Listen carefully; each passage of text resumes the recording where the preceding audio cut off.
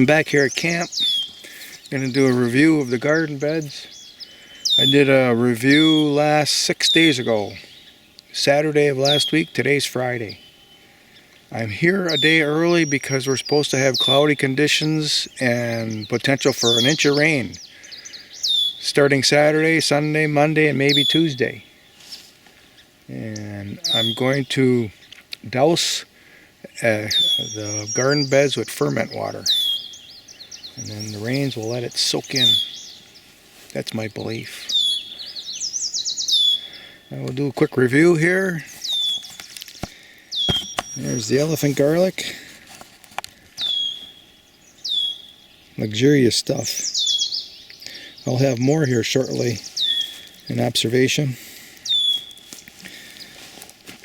I've got black salsify planted in here and it's coming, it's growing. There's a third one right over here. That might be a wild carrot, but I think I planted carrot seeds in here.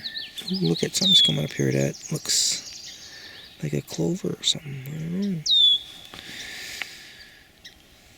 This is jewelweed here. That is lupus.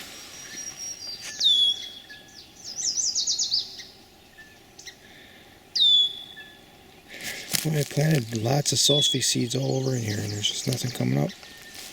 That was old seed, so maybe that was the problem.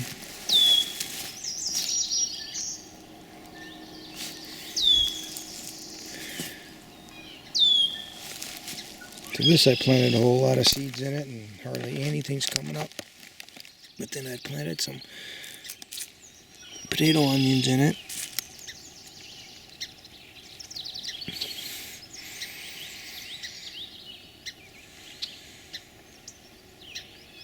I planted it the week of the heat wave. So we had 2.5 weeks of intense heat and dryness, intense sunlight. Even mornings were warm.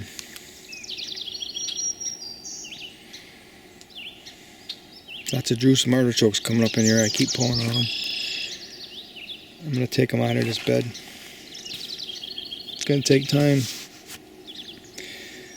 This is a very intensely planted bed of garlic. Upper Peninsula, Michigan commercial grade.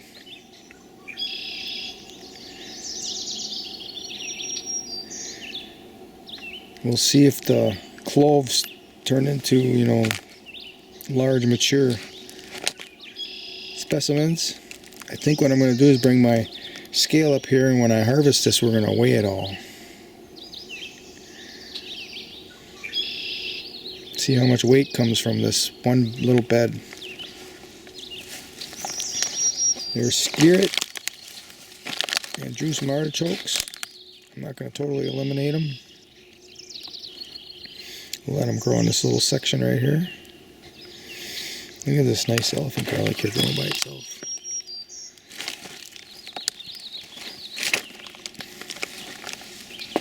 Here's a bed of potato onions.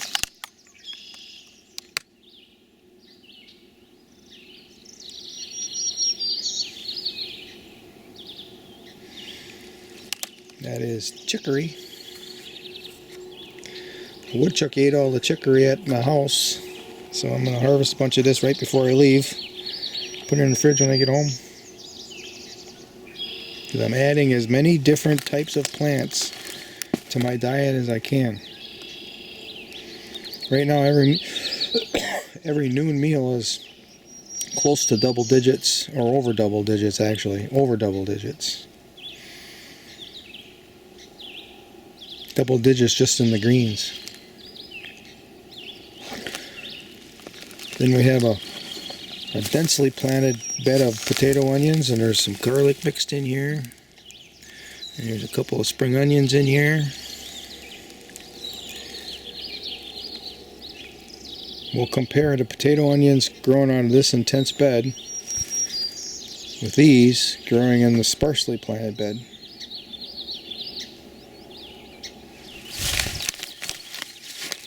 Here's a bed of turnips, radishes, and rutabaga. This was planted maybe 2 weeks before. Yeah, 2 weeks before the drought. The heat wave came through, and everything's growing okay.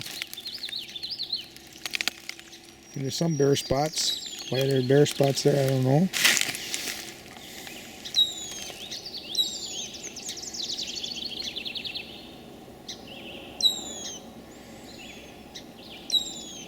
You're a beautiful rutabaga last year, so I'm expecting some of these to turn into very large roots.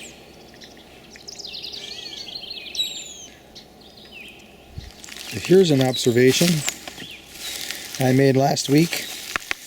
The kohlrabi surrounded by elephant garlic really isn't being ate on at all. I mean, I don't see any. Way down on the bottom, maybe, see that? But the ones up here mixed up with the leaves of the elephant garlic, nothing. You come over here where there's no elephant garlic and look at. This one here is even missing leaves. Look at it. Something chopped it right off there. Maybe a mouse jumped in there.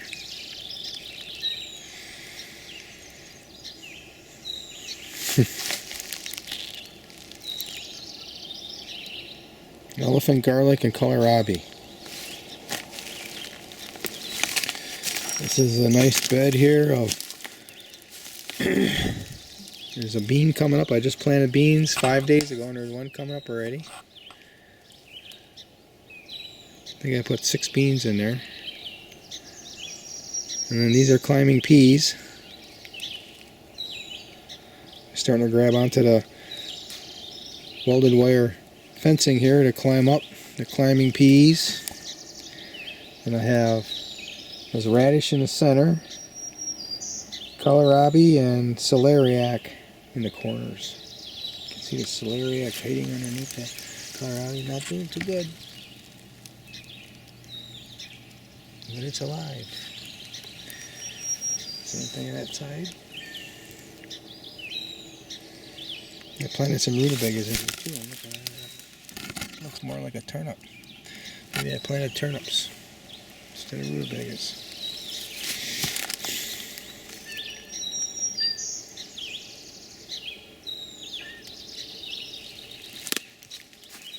So during that heat wave we weren't getting any dew on the plants, but now look at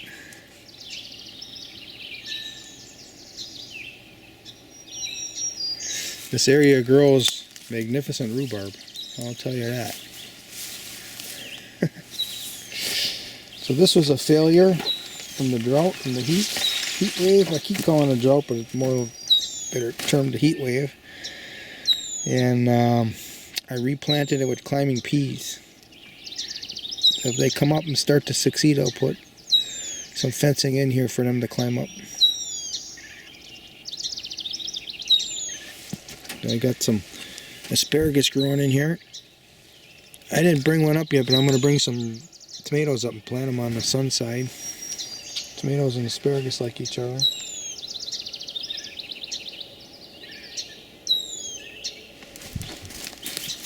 This is planted with tree seeds. All I see is coming up as the peaches.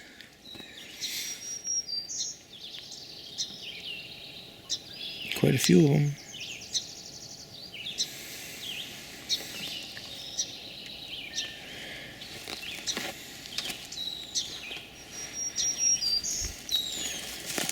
This is another failure. There's seeds planted in amongst this garlic. Oh, there's a couple of them growing. There's one right there.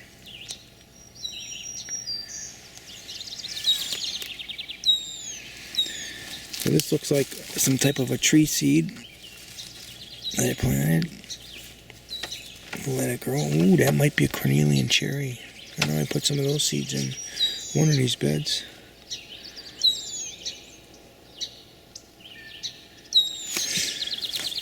There's a wall of rhubarb. Before I had this hardware cloth here that would come over and shade this bed and pretty much damage anything I planted in here. Now it can't intrude over the top. It's trying. Look, it might grow up over that way. So here's a very, very intensely planted bed of potato onions. These were small bulbs.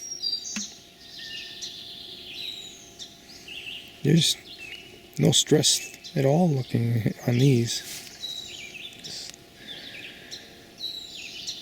Just it's going to be something if these turn into some harvestable bulbs, and I can say, look at how many potato onions I grew in this little 2 by 2.5 foot area. The soil is a combination of topsoil and compost. So here's another intensely planted bed of garlic. Not quite as intense as the first one.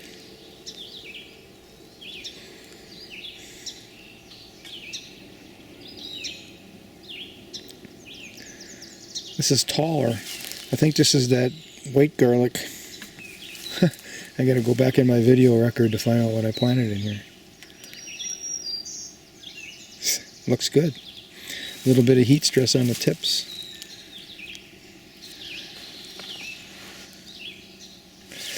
So this is a sparsely planted row of garlic.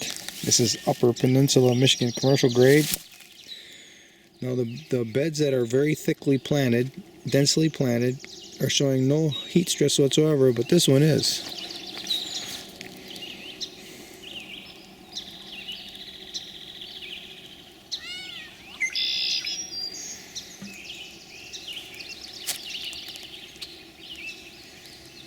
The road just keeps right on going.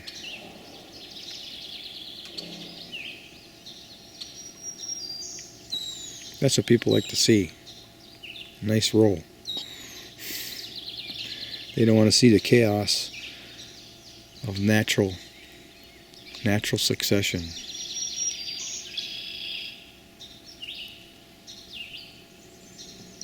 The more we force the landscape out of natural succession, the more work it takes to keep it there, to keep it out. Of course, we've taken too much of the landscape out. Now it might be going in reverse.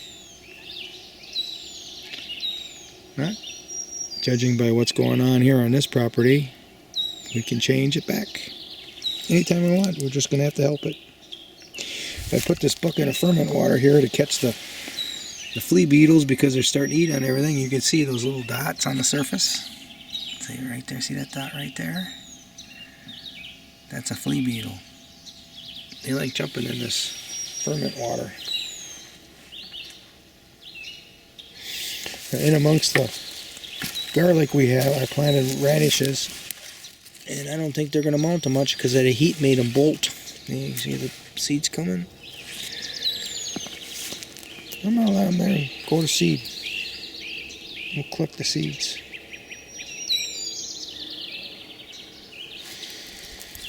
So here's a couple of elephant garlic here, surrounded by regular garlic on one side and spring onions on the other. And a big old thistle I'm going to let grow. And some curly dock. Let it grow.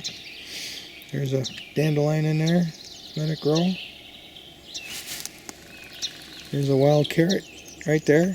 Let it grow. I see horsetail growing in here.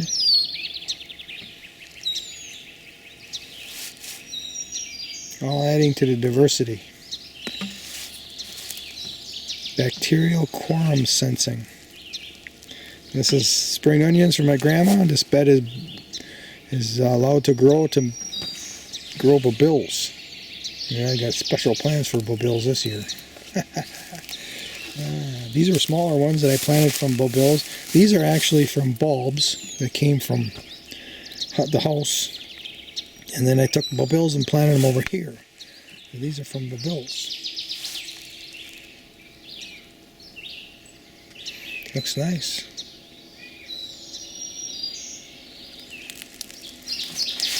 There's a bed of honeyberries over there, in amongst all the weeds.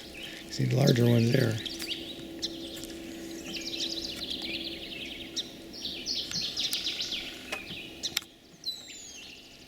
There's dew dripping off the roof into those buckets.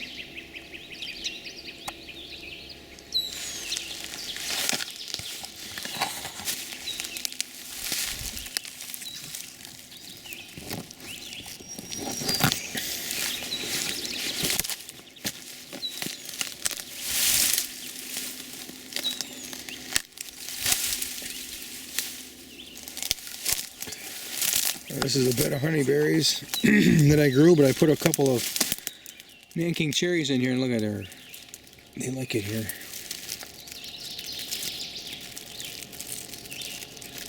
New growth right there. And put some potato onions in there. Look at there, going to town already. So here we got the honeyberries. Yeah, they're making new growth too.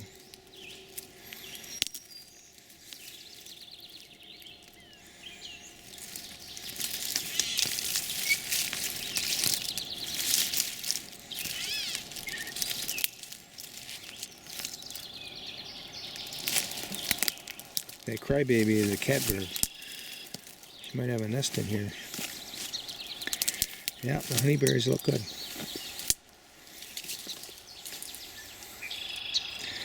These shady days are gonna give them a leg up, some respite.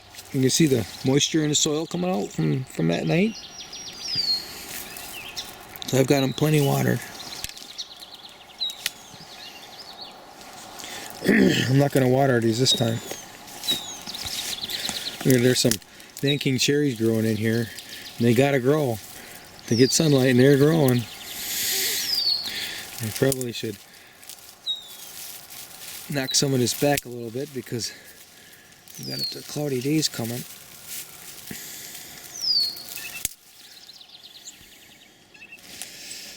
Alright, I got another honeyberry. I'll go through the garden again. Check on that other one.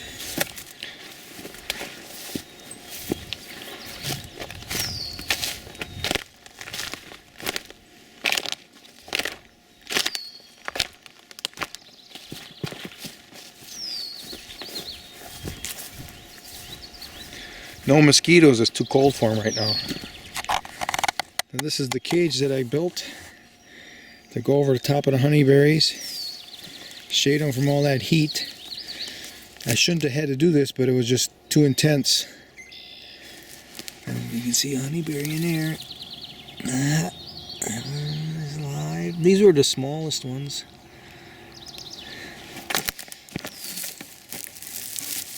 There's a couple of leaves right there. I got radishes planted in there with them.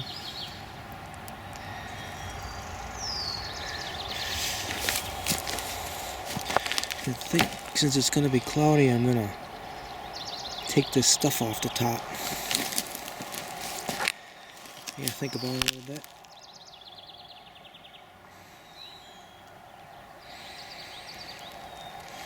They don't look great, but they're surviving. That one looks pretty nice.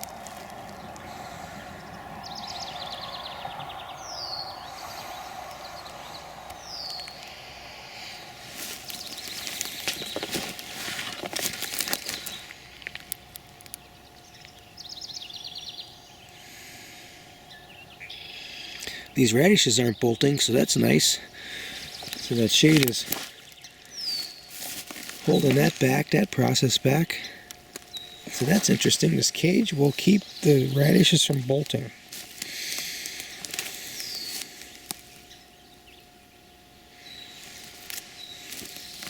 This is the last one. Oh, that one died back. Look at that. It's brown.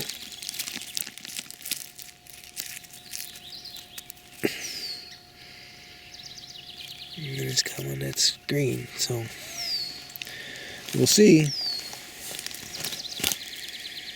This is a harsh land.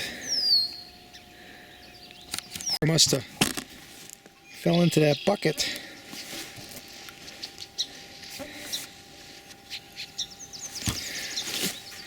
Still alive.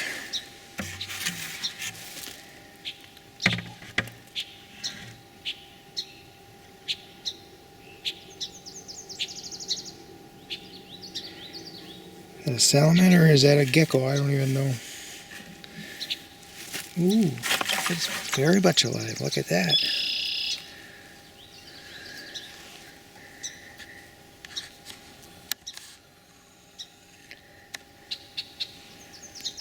Yeah.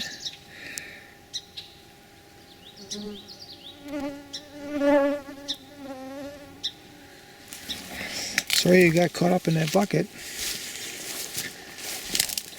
I know you live around here because I've seen you before. There you go. You can go.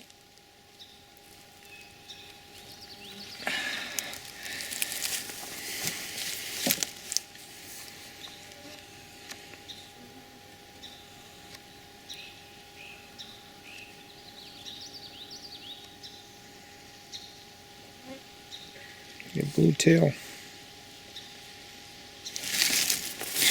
Now you can start moving. There you go. There you go. All right.